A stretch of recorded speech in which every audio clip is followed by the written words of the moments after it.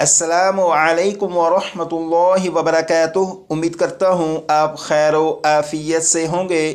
آسان اور مختصر تجوید القرآن کورس کی الحمدللہ یہ کلاس نمبر 12 ہے۔ کلاس نمبر 11 میں ادغام کا سبق پڑھا تھا، لیکن اس سبق کی کچھ وضاحت رہتی تھی۔ آج کلاس نمبر 12 میں اس سبق کو مکمل کریں گے۔ یہاں پر لکھا ہے ادغام، اور ادغام کا معنی ہے ملانا۔ ادغام یعنی ملانے سے مراد یہ ہے کہ نون ساکن یا تنوین کے بعد ان 6 حروف میں سے اگر کوئی بھی حرف آ جائے تو نون ساکن یا تنوین کو ان 6 حروف میں سے جو بھی حرف آیا ہوا ہوگا اس حرف میں ادغام کر کے پڑھنا، یعنی ملا کر پڑھنا۔ جیسے ان 6 حروف میں سے یہ یا ہے، اور یہاں پر نون ساکن کے بعد یا ہے۔ جب نون ساکن کے بعد یا ہے تو اس نون ساکن کو اس یا میں ادغام کر کے پڑھیں گے، یعنی نون ساکن کو یا میں ملا کر پڑھیں گے۔ اور نون ساکن کو یا میں ادغام کر کے کس طرح پڑھا جاتا ہے اس کی وضاحت کلاس نمبر 11 میں کی گئی تھی۔ نون ساکن کے بعد یا کے علاوہ بقیہ جو 5 حروف ہیں اگر یہ آ جائیں تو نون ساکن کو ان 5 حروف میں کس طرح ادغام کر کے پڑھیں گے، اب اس کی وضاحت کی طرف چلتے ہیں۔ لیکن اس سے پہلے ان 6 حروف کو یاد کر لیتے ہیں، کیونکہ اگر یہ 6 حروف اچھی طرح یاد ہوں گے تو آج کے سبق کو سمجھنا بہت آسان ہوگا۔ یہاں پر لکھا ہے یا، را، میم، لام، واو، نون۔ 6 مرتبہ پڑھیے گا۔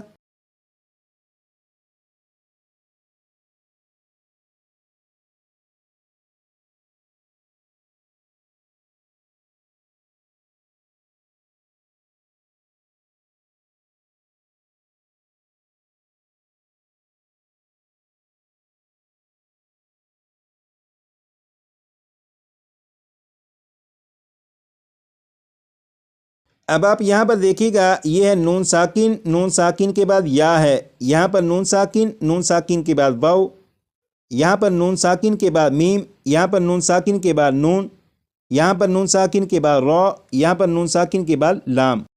تو حروف یرملون جو 6 ہیں، یا، را، میم، لام، واو، نون، وہ تمام کے تمام یہاں پر ان مثالوں میں نون ساکن کے بعد موجود ہیں۔ جیسے آپ یہاں پر دیکھیں، یہاں پر یہ نون ساکن ہے، نون ساکن کے بعد میم ہے۔ جب نون ساکن کے بعد میم ہے تو اس نون ساکن کو میم میں ادغام کر کے پڑھیں گے، ملا کر پڑھیں گے۔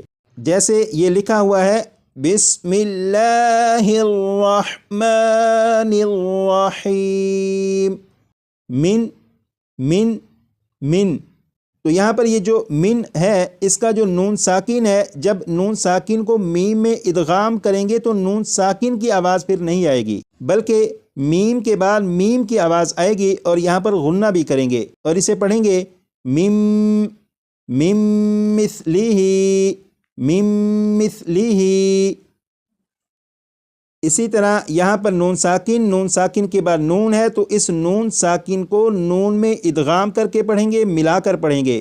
جیسے یہ لکھا ہوا ہے من، لیکن جب نون ساکن کو نون میں ادغام کرنا ہے تو پھر یہ جو نون ساکن ہے اس کی آواز ختم ہو جائے گی، اور میم کے بعد نون مشدد جو ہے اس کی آواز آئے گی اور غنہ کے ساتھ پڑھیں گے۔ جیسے من نصیر۔ اسی طرح یہاں پر دیکھیے گا، یہ نون ساکن کے بعد را ہے۔ جب نون ساکن کے بعد را آ جائے تو نون ساکن کو را میں ادغام کر کے پڑھتے ہیں، ملا کر پڑھتے ہیں۔ لکھا ہوا ہے من، لیکن جب نون ساکن کو را میں ملا کر پڑھیں گے تو پھر نون ساکن کی آواز نہیں آئے گی، بلکہ میم کے بعد را کی آواز آئے گی، اور یہاں پر غنہ نہیں کریں گے اور اسے پڑھیں گے مر ربہم۔ اب آپ یہاں پر دیکھیے گا، یہاں پر نون ساکن کے بعد لام ہے۔ نون ساکن کے بعد جب لام آ جائے تو نون ساکن کو لام میں ادغام کر کے پڑھتے ہیں، ملا کر پڑھتے ہیں۔ لکھا ہوا ہے من، لیکن جب نون کو لام میں ادغام کریں گے تو نون کی آواز ختم ہو جائے گی، اور میم کے بعد پھر لام کی آواز آئے گی، اور یہاں پر جب ادغام کریں گے تو غنہ بھی نہیں کریں گے۔ جیسے من لدنہ۔ ان 4 مثالوں میں جو سبق کی وضاحت کی گئی یہ تو مشکل نہیں ہے، لیکن یہاں پر یہ 2 مثالیں جو ہیں ان میں تھوڑی سی پریکٹس کرنی پڑے گی۔ یہاں پر دیکھیے گا یہ نون ساکن ہے، نون ساکن کے بعد جب یا آ جائے تو نون ساکن کو یا میں ادغام کر کے پڑھیں گے، ملا کر پڑھیں گے، اور نون ساکن کو یا میں ادغام اس طرح کریں گے کہ غنہ بھی ہو، جیسے لکھا ہوا ہے من من من یقول من یقول، تو میم کے بعد آپ کو یہ جو آواز آ رہی ہے میں این این، یہ نون ساکن کا یا میں ادغام بھی ہو رہا ہے، اور ادغام اس طرح ہو رہا ہے کہ غنہ کے ساتھ۔ تو جس طرح یہاں پر پڑھا اسی طرح آپ یہاں پر دیکھیں، نون ساکن کے بعد جب واو آ جائے تو نون ساکن کو واو میں ادغام کریں گے، ملا کر پڑھیں گے اور غنہ کر کے پڑھیں گے، جیسے لکھا ہوا ہے من من، لیکن جب نون ساکن کا واو میں ادغام کریں گے تو پھر یہ من نہیں پڑھا جائے گا، بلکہ اسے پڑھیں گے میوں میوں میوں والی جن میوں والی جن۔ نون ساکن کے بعد یا اور نون ساکن کے بعد واو، یہ جو دو مثالیں ہیں ان کی آپ پریکٹس کر لیجئے گا، بقیہ جو ہے یہ مشکل نہیں ہے۔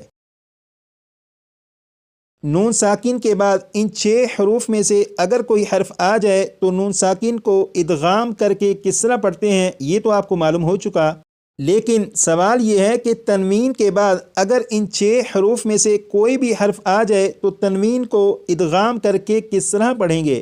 تو اس سوال کا جواب یہ ہے کہ جس طرح نون ساکن کو ان 6 حروف میں سے کسی بھی حرف میں ادغام کر کے پڑھیں گے، بالکل اسی طرح تنوین کو ان 6 حروف میں سے کسی بھی حرف میں ادغام کر کے پڑھیں گے، یعنی نون ساکن اور تنوین کے ادغام کا طریقہ بالکل ایک جیسا ہے، کیونکہ نون ساکن اور تنوین لکھنے اور دکھنے میں ایک جیسے نہیں، لکھنے اور دکھنے میں ان میں فرق ہے، لیکن نون ساکن اور تنوین کی جو آواز ہے یہ آواز ایک جیسی ہے۔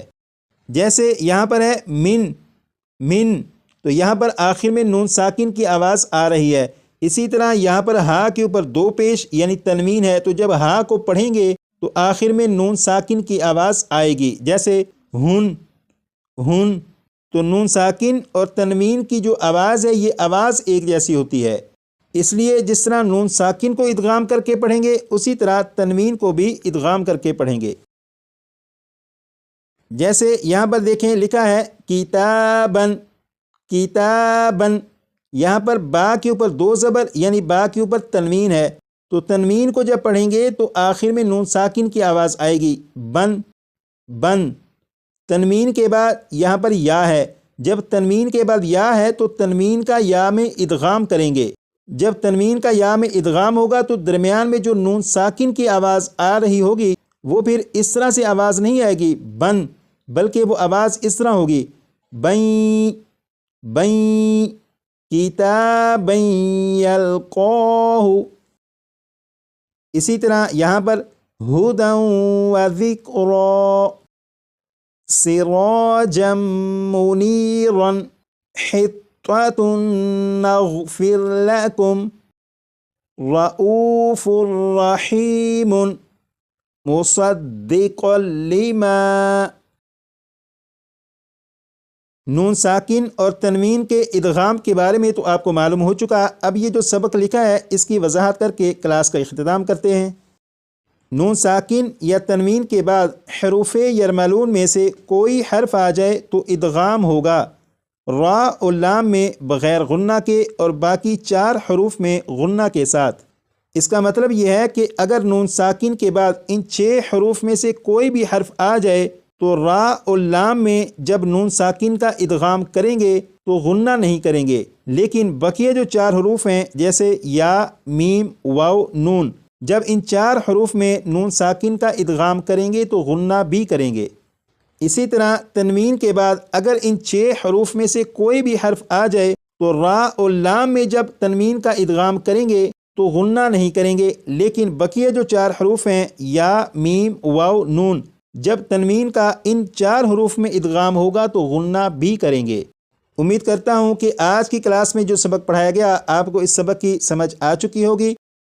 آپ صرف اتنا کر دیجیے گا کہ اس سبق کو 25 سے 30 مرتبہ پڑھ دیجیے گا تاکہ یہ بھی آپ کو اچھی طرح یاد ہو جائے۔ آج کے لیے اتنا ہی، مزید کلاس نمبر 13 میں اپنا خیال رکھیے گا، دعا میں یاد رکھیے گا۔